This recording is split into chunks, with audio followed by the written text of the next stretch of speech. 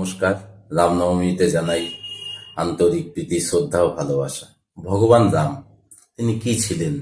তাকে পুরুষোত্তম বলা হয় কেন? আজ তিনি কেন এত প্রাসঙ্গিক? কেন তাকে নিয়ে এত বিতর্ক? কেন তাকে নিয়ে এত আলোচনা? রামচন্দ্র শুধু রাজা ছিলেন না, ছিলেন ভগবানের এক মানব প্রতিমূর্তি, যিনি 14 বছর সত্যতার জন্য এবং পিতৃ আদর্শের জন্য বনবাসে কাটিয়েছিলেন। এবং বনবাসে তার জীবনে বিভিন্ন রকম ঘটনা, বনবাস এখানে ভগবান দেখিয়েছেন যে কিভাবে প্রতিকূলতা জয় করতে হয়, বনকে কি করে আপন করতে হয়, প্রকৃতিকে কি করে আপন করতে হয়, ঋষি মুনি ঋষিদের সঙ্গে কিভাবে সংযোগ স্থাপন করতে হয়।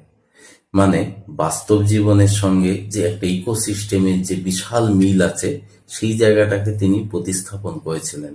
জীবনটাকে যদি আমরা একটা ট্রায়াঙ্গুলারের মধ্যে ধরি, সেই ট্রায়াঙ্গুলারে 3টে পয়েন্ট, হাইস্ট পয়েন্টে কোথায় আছে?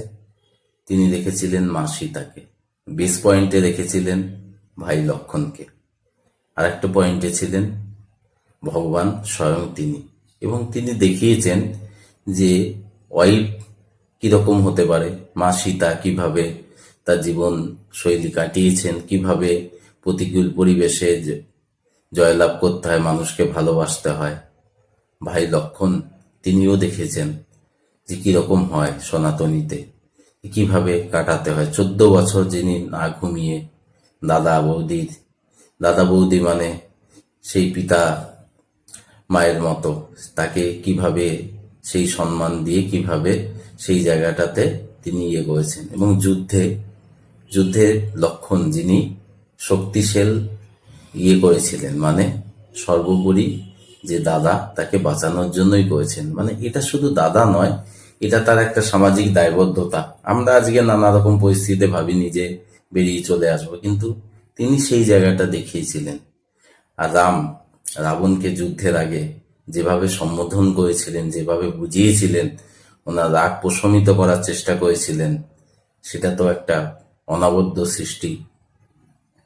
তারপরে জীব জগতের সঙ্গে জড়জগৎ, এই যে তিনি মানব সেনা গঠন করেছিলেন, তিনি দেখিয়েছেন প্রকৃতির মধ্যে কিভাবে মিশে যেতে হয়, প্রকৃতিকে ছাড়া কিভাবে আমরা জীবন শৈলী কাটাতে পারি না, বা প্রকৃতি যে আমাদের কিভাবে আপন করে নিতে হয় সেটা বুঝিয়েছেন। রাজ্যপাঠের মাধ্যমে বুঝিয়েছেন তিনি শুধু রাজা নন, মানুষের সঙ্গে কিভাবে ভালোবাসা স্থাপন করতে হয়, মানুষের সঙ্গে কিভাবে পৌঁছাতে হয়।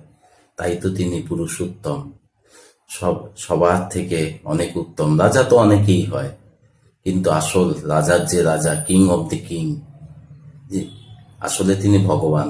এবং ভগবান বিভিন্ন রূপে, মানব রূপে এসে আমাদের সঙ্গে, ভগবান শ্রীকৃষ্ণ যেমন তিনি তার জীবনশৈলীর মাধ্যমে কিভাবে আমাদের চলতে হয় সেটা শিখিয়েছেন। এবং কিভাবে, আর রামচন্দ্র যদি বলেন, ইঞ্জিনিয়ারও তো ছিলেন সেই যুগে। বলুন তো, সমুদ্রের মধ্যে সেতু স্থাপন করেছিলেন। ভাবা যায়? ভাবা যায় না।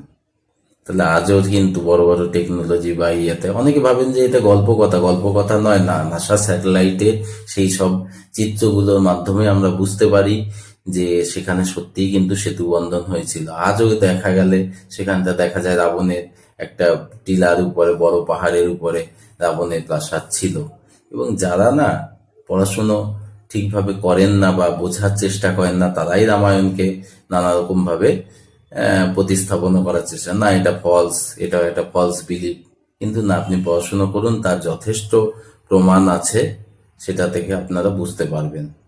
এবং সেটা যদি না বুঝতে পারেন, তাহলে একটু যারা বোঝে তাদের সঙ্গে একটু আলোচনা করুন, এবং সেইভাবে আপনি সেই জায়গাটাতে পৌঁছান, এবং দেখবেন ভালো লাগবে। এবং রামের জীবনশৈলী যদি আপনি আলোচনা করেন, তাহলে জীবনের নানা রকম জায়গায় সেই জিনিসগুলোকে আপনি উপলব্ধি করতে পারবেন।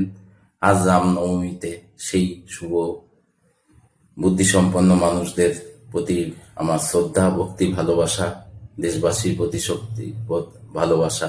সেই রামরাজ্য আবার ফিরে আসুক, মানুষের মধ্যে হানাহানি, দুঃখ, দুর্দশা সব বন্ধ হোক, এক মিলন স্থাপন হোক, ধর্মের নামে হানাহানি বন্ধ হোক, অনাহার বন্ধ হোক, রামরাজ্যে কেউ না খেয়ে থাকতেন না, কোনো অশিক্ষিত লোক ছিল না।